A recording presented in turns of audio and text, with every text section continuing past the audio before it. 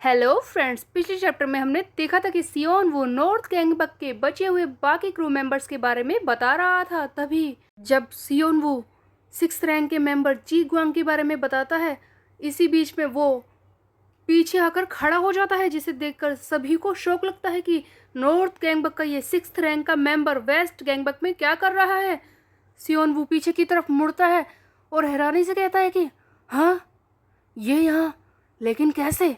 तब नॉर्थ गैंगबक का 6th rank का मेंबर जी गुआंग कहता है कि ये तो मेरे लिए काफ़ी ज़्यादा आसान था, बहुत ही आसानी से घुस आया मैं। हम देखते हैं कि जी गुआंग ने इस वेस्ट गैंगबक के सारे जूनियर मेंबर्स को पीट दिया है और वो आसानी से अंदर घुस आया था। सभी लोग इस बात से शौक में थे और सभी इस पर हमला करने की कोशिश करते हैं। तभी हम देखते हैं कि जी गुआंग सीधे खड़ा होता है, ऐसे दिखाता है कि उसे कुछ भी फर्क नहीं पड़ा। तब जिहा हैरानी से कहता है कि क्या ये इतना ताकतवर है जो इसे लगता है कि ये हम सबके अटैक्स को रोक लेगा। ये हमारे इतने सारे जूनियर मेंबर्स को पीट कर अंदर घुसाया है, इसका मतलब ये स्ट्रोंगर तो होगा ही। तभी हम देखते हैं कि जी गुआंग कहता है कि मैं तो तुम लोगों से बस हेलो कहने के लिए आया था, लेकिन यहाँ पर तो काफ़ी सारे वेस्ट गैंगबक के क्रू मेंबर्स देखने को मिल रहे हैं। वैसे तो मैं सबको हेलो ही कहने आया था, लेकिन ऐसा लगता है कि सबको पीटना ही पड़ेगा मुझे। सभी लोग तो जी गुआंग के आगे खड़े होते हैं, लेकिन सिर्फ जियोक ही होता है, एडवाइजर जियोक, जो कि पीछे खड़ा होता है अकेला। तब हम देखते हैं कि जी गुआंग अचानक से इस जियोक पर हमला करता है। गाइज, यहाँ पर किसी ने नोटिस किया है या नहीं, ये भी बिल्कुल जी चैंग क्वैक की तरह ही हमला कर रहा है, बट ऑफ कोर्स कोई भी जियो को पीटने तो देगा नहीं। तभी हम देखते हैं कि जैसे ही ये जी गुआंग इस जियोक पर हमला करता है, तब खुद सुयोन अपना बीस्ट वेसल वाला कार्ड एक्टिव करके इसके अटैक को रोकता है और कहता है कि तेरी इतनी हिम्मत, बोल किसने तुझे परमिशन दी उन लोगों को पीटने की जिन्हें मैंने इतनी मुश्किल से इकट्ठा किया था।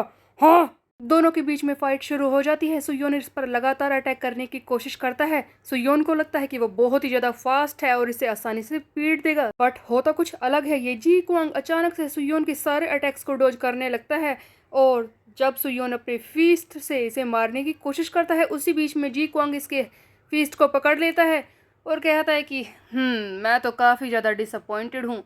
तुम हो किम सुयोन, तुमसे काफ़ी वक्त से मैं मिलना चाहता था, बट वो इंसान जिसने चियोन ताएहो को हराया, उसे पीटा, ऐसे इंसान से तो मिलना ही था। बट आज तुम्हें देखकर मुझे बहुत ही ज़्यादा डिसअपॉइंटमेंट हो रही है किम सुयोन, तुम तो बेकार हो। जी क्वैंग इस पर ज़ोर से वार करता है। तब सुयोन कहता है कि लगता है तू गलत समझ रहा है, अभी तो मैंने स्टार्ट किया है। स्टाइल मारते हुए सुयोन सबसे पहले अटैक को रोकने के लिए यूज करता है गार्ड फीस्ट और फिर अपने राइट हैंड से ये यूज करता है स्टन फीस्ट। ये जोर से पंच मारता है इस जी क्वैंग को।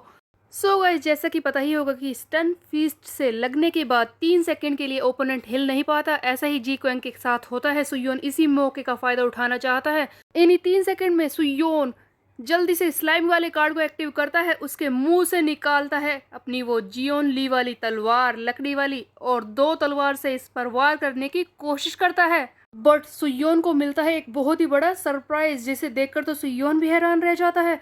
ये दोनों ही अटैक को डॉज कर देता है। हम देखते हैं कि जी क्वैंग आसानी से सुयोन से बच जाता है। उसके अलावा ये स्टन फीस्ट के इफेक्ट को भी हटा देता है और जल्दी से उछलकर ये विंडो के पास बैठ जाता है। उधर सुयोन हैरान हो जाता है कि क्या मैं इन 2 लकड़ियों की तलवारों से भी इसे पीट नहीं पाया, मुझे तो लगा था कि ये फाइट ओवर हुई। तभी सुयोन पीछे की तरफ मुड़ता है। तब जी क्वेंग कहता है कि सुयोन, मज़ा आ रहा था, मैं इस फाइट को और ज़्यादा कंटिन्यू करना चाहता था, बट बात यह है कि ये 2 गाइस सिग्योंग रयू और चियोन ताएहो यहाँ पर हैं।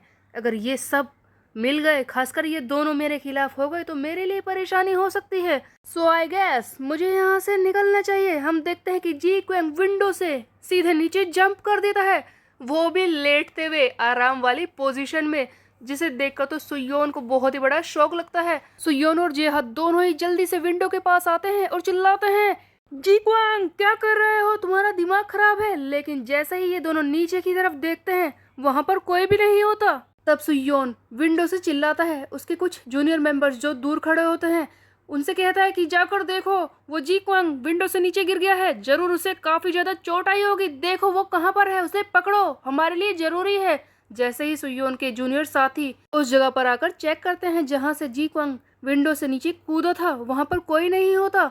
तब सुयोन का जूनियर मेंबर कहता है कि सर सुयोन यहाँ पर है ही नहीं कोई, किसे पकड़े, यहाँ पर तो कोई भी नहीं है। ये सुनते ही सुयोन को बहुत ही ज्यादा हैरानी होती है कि क्या कहा, कहाँ चला गया वो अचानक से।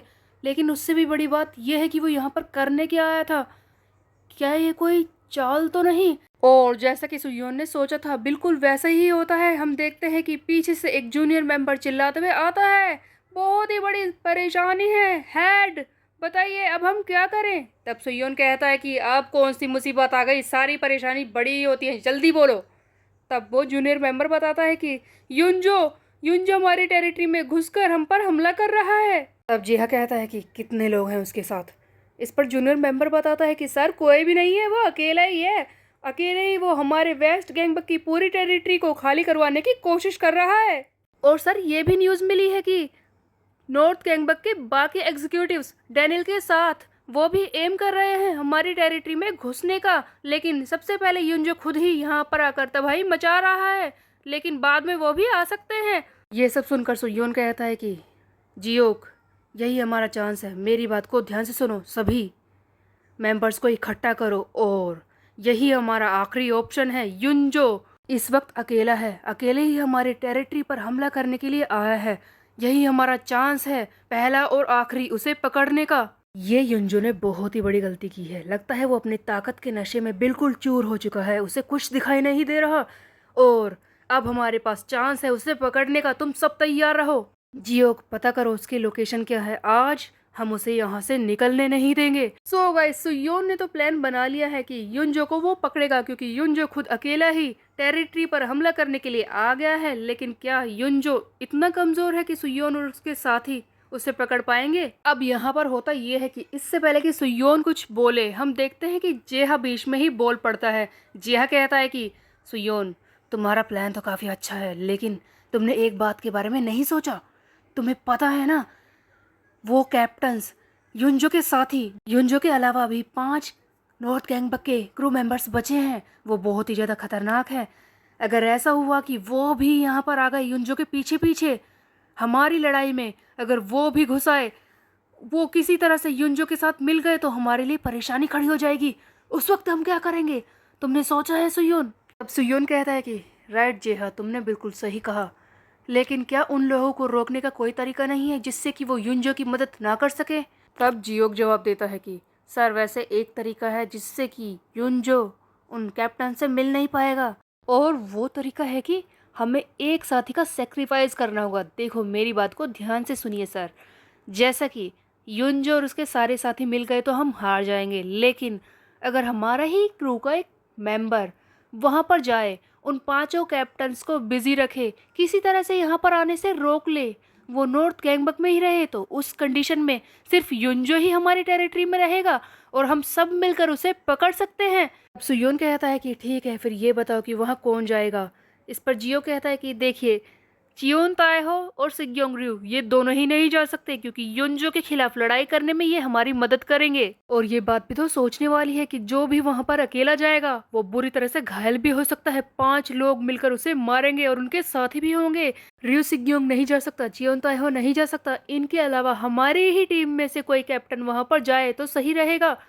सुयोन सोच में पड़ जाता है कि वो अपने किस क्रू मेंबर का सेक्रीफाइस करे।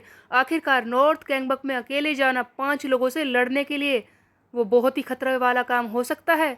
तभी पीछे से आवाज़ आती है, सुयोन ये मैं करूँगा, अपने क्रू के लिए मैं खुद को सेक्रीफाइस करूँगा, तुम चिंता मत करो, मैं उन्हें नॉर्थ गैंगबक से बाहर निकलने नहीं दूंगा। तो कौन था वो जो खुद को सेक्रीफाइस कर रहा था? दूसरी तरफ हम देखते हैं कि नॉर्थ गैंगबक में भी ये बात फैल जाती है कि सुयोन की टीम का एक मेंबर यहाँ पर आ रहा है 5 कैप्टन्स को रोकने के लिए। आखिरकार ये बहुत ही बड़ी न्यूज़ थी।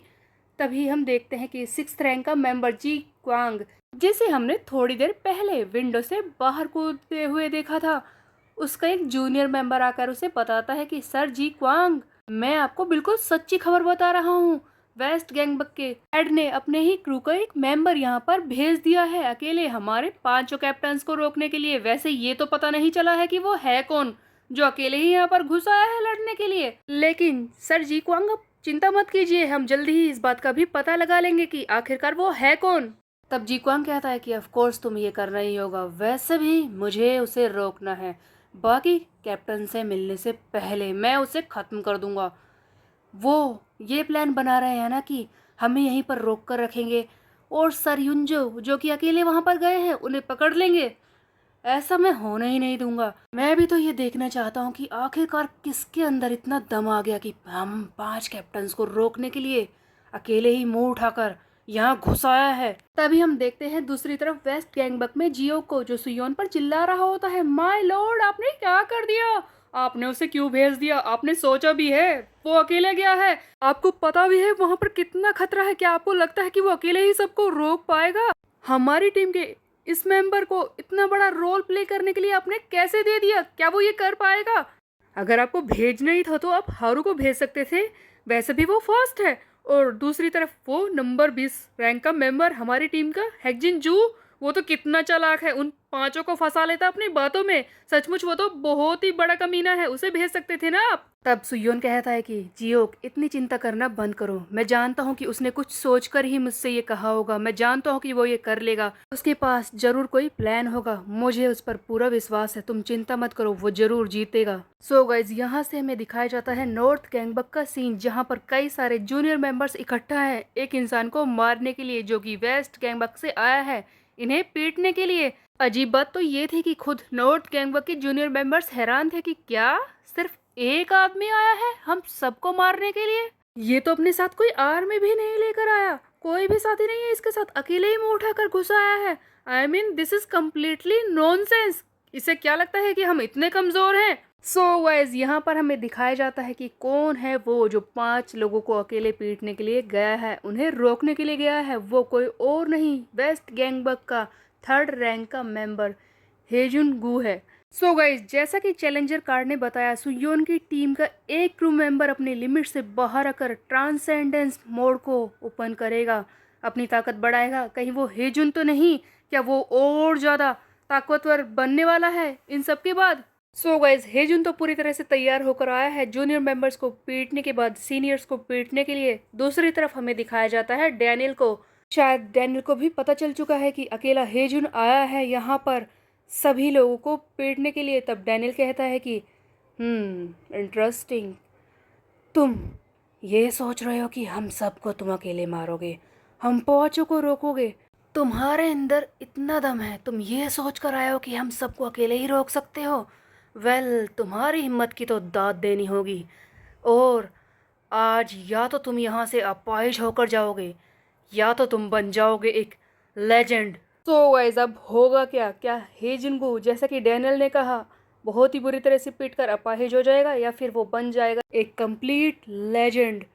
यहाँ पर हेजुन के स्टैट्स के हिसाब से तो ऐसा नहीं लग रहा कि वो सबको पीट देगा क्योंकि वो अभी कमज़ोर है बाकी सबसे।